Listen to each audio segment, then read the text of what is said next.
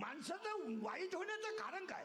नापास होण्याचं कारण अभ्यास नाही, रोग होण्याचं कारण पथ्य नाहीत, गरीब होण्याचं कारण व्यसन मोकार, पगार पुरत नाही याचं कारण गरजेपेक्षा चैन जास्त. पगार का पुरत नाही त्याचं कारण आहे पगाराच्या तुलनेत हाऊस नाही. हाऊस दुप्पट, पेमेंट कमी, परिणामी लोन. परिणामी लोन, आणि लोन एकदा एक्स्ट्रा झालं का उपाय आत्महत्या. सरळ आधी सूत्र असं झालंय, मजा करायला पैसे कमी पडले की कर्ज, कर्जाचा लोड झाला आत्महत्या. आपण मरून जायचं, मागच्यांना लाख देऊन जायचे, आणि मागच्याने परत तशाच मजा आणायच्या, त्यांनी मारायचं. माणसं कर्जबाजारी का होतात? तर गरजा एक्स्ट्रा आहेत. जी गोष्ट चांगली आहे ती गोष्ट खात नाहीत लोक. दूध प्युअर, प्युअर दूध, प्युअर 60 रुपये लिटर आहे, लोक पेत नाही. नासक पनीर 200 रुपये किलो आहे. नासक्या दुधापासून बनवलेलं पनीर 200 रुपये, ते लोक विकत घेऊन खाल्याशिवाय राहत नाही. आणि प्युअर विदाउट वॉटर मिल्क, बिगर पाण्याचं दूध 60 रुपये, लोक डुकून पाहत नाही. आणि म्हणून कर्जबाजारी आहेत. ज्याला काय खावं याची अक्कल नाही त्याला जगायची काय अक्कल असणार? ज्याला काय खावं याची अक्कल नाही त्याला जगायची काय अक्कल असणार? थोडं पुढे सरकायचं आणि चिंतन मांडून देतो. प्रश्न पहिला आपला सुरू झाला होता, का तुकाराम महाराज सांगतात? एक एक मुद्दा क्लिअर करायचा. का? जी व्यक्ती ज्या कामाला आली त्यानं ते काम केलं पाहिजे. उपकार नाही. पखवाद्यानं पखवादवाला काय उपकार नाही, गायकानं गायन केलं तर काय उपकार नाही. तुम्हाला देवव्यायाम केला पाहिजे, पखवाद्यानं रियाज केला पाहिजे, गायकानं प्रॅक्टिस केली पाहिजे, कीर्तनकारानं अभ्यास केला पाहिजे. उपकार नाही. काही लोक म्हणतात तो वेळेत ऑफिसला जातो, पगाराचे दुप्पट कमवतो, पगाराला तर धक्काही लावित नाही. 20 घे, 30 घे, 40 घे, आणि रिटायर झाल्यावर याला होय. आणि आमच्या बोकांडी जी व्यक्ती देवाने ज्या का, एक वाक्य समजा, माणसाला देवाने ज्या कर्मासाठी पाठवलंय ते कर्म प्रामाणिकपणे न करणं हा भ्रष्टाचार आहे. तुम्हाला देवानं खाली ज्यासाठी पाठवलंय ते काम तुम्ही प्रामाणिकपणे न करणं हा भ्रष्टाचार आहे. आणि ते काम प्रामाणिकपणे करणं हा शिष्टाचार आहे. शेतकऱ्याला शेती करणं उपकार काय? गायकानं गायन करणं उपकार काय? उपकारच नाही. या जगावर तिघांचेच उपकार आहेत. एक आई वडील, 2 संत आणि 3 भगवंत. 80% भजने हरिपाठ इसरले आणि 40% कीर्तनकारच हरिपाठ इसरले. उत्पन्नच नाही तर हरिपाठ करून काय करायचं?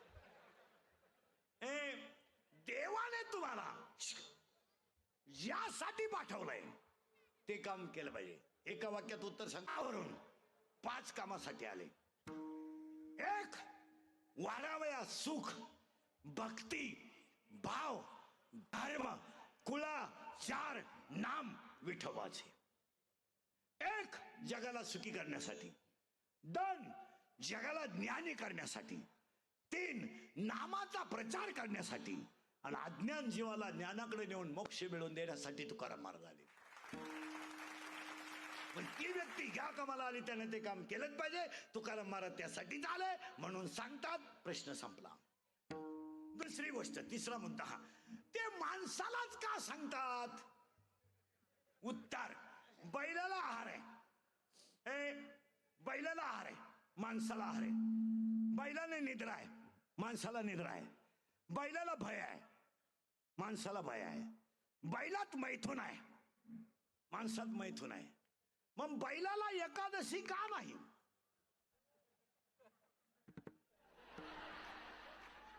म्हशीला सोमवार का नाही? किंवा बोकड्याच्या गळ्यात माळ का नाही?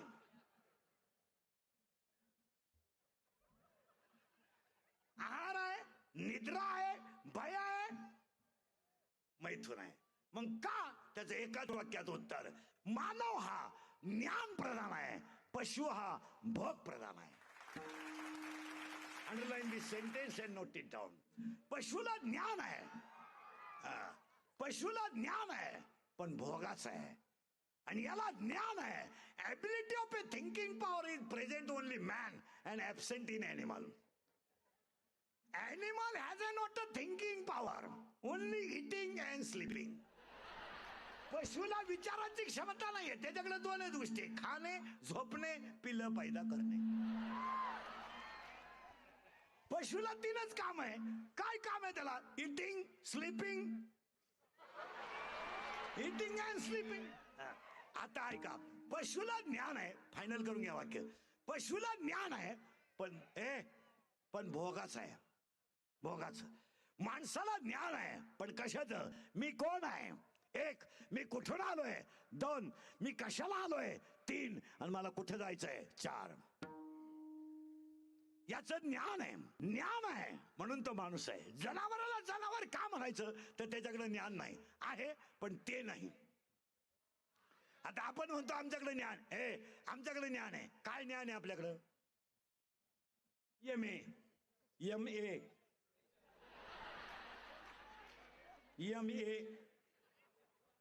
आता ऐका, आपल्याकडे काय ज्ञान? MA, MA, MPhil, PhD, DH, MS, MCom, LLB, DEd, BEd, junior KG, senior KG, higher KG, lower KG, MBA, DEd and BEd and art and commerce, science आणि point, scientific degree, diploma, turner and fitter and welder, mechanical engineer, political engineer, MPSC, UPSC, NET and setter, pharmacy, engineering diploma, MBA, BN, हृदयरोग तज्ञ, गुडघा तज्ञ, फुफ्फुस तज्ञ, बालरोग तज्ञ, नेत्ररोग तज्ञ. आता नवीन तज्ञ आले, गुप्त रोग तज्ञ, रोग गुप्त गडी तज्ञ. आणि जो तज्ञ त्यालाच रोग गुप्त. वाक्य लिहिलं आहे का? अरे अख्खं जग तज्ञ आहे पण आमचा कटेवरचा देव सर्वज्ञ आहे. हे वाजवणारे तज्ञ आहेत,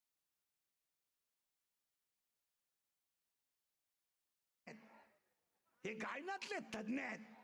काही माणसं भांडणं लावण्यात तज्ञ आहेत, काही माणसं गाव बिघडण्यात तज्ञ आहेत, काही माणसं पिण्यात तज्ञ आहेत. किती पिऊ द्या, नाही चड्डी ओली करत तज्ञ आहेत. काही माणसं जुगारीत तज्ञ आहे, किती जुगार खेळू द्या, किस्टट घालवते पण नाही राणी सोडी, तज्ञ आहे. आता ऐका, ऐका, अख्खं जग तज्ञ आहे पण कटेवर हात ठेवणारा, विट्यावर उभा राहणार जगाचा बाप सर्वज्ञ आहे. पुरावा 18वा अध्याय, 8व्या अध्यायातली शेवटची ओवी, हा सर्वज्ञतेचा ओलावा. म्हणून एक ध्यानात ठेवायचं, मोराच्या पिसाऱ्यावर किती सुंदर डोळा असला तरी मोर त्याने कधी पाहत नाही. मोराच्या पिसाऱ्यावर किती सुंदर डोळा असला तरी मोर त्याने कधी पाहत नाही. तुम्ही किती लखपती असा, देवाच्या आशीर्वादाशिवाय मोठे होऊ शकत नाही. दुसरं वाक्य, शेळीच्या गळ्याचं सड किती लोंबलं तरी ते दूध देऊ शकत नाही. गाईच्या काशातलं गुचिड कधी दूध पिऊ शकत नाही. गाळातला बिडूक कधी फुलाचा सुगंध घेऊ शकत नाही. आणि प्रेताला किती सजवलं तरी ते उठून बसू शकत नाही. तुम्ही किती संपत्ती कमावली तर संतांच्या आईबापाच्या आशीर्वादाशिवाय मोठे होऊ शकत नाही. चला त्याच्या पुढं, जेवढं घुसल डोक्यात तेवढं.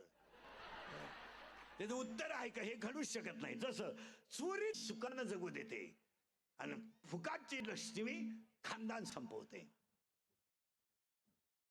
ज्या घरामध्ये पापाचा पैसा आहे त्या घरात एक पोरग येड आहेच. कोणचंही घर तपासा, येडच एक. हॉटेलात गेलं, जिलेबी गबात लाडू मागत. हॉटेलवाल्यानं दोन्ही पावशे दिली. मग काय करू तू? इकडे पाहतो तिकडे पाहतो, घे.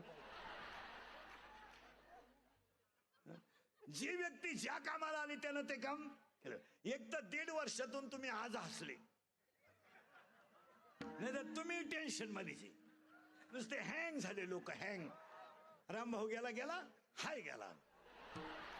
पण एक वाक्य ध्यानात ठेवा महाराज, तुम्ही मी थोडे तरी भाग्यवान आहोत की दुसऱ्या लाटेतून वाचलोय. थोडे तरी भाग्यवान आहोत की आपण दुसऱ्या लाटेतून वाचलो. एक वाक्य सांगू, गाईला पाजलेलं पाणी, तुळशीला घातलेलं पाणी आणि आईबापाची केलेली सेवा वाया जात नाही. आपण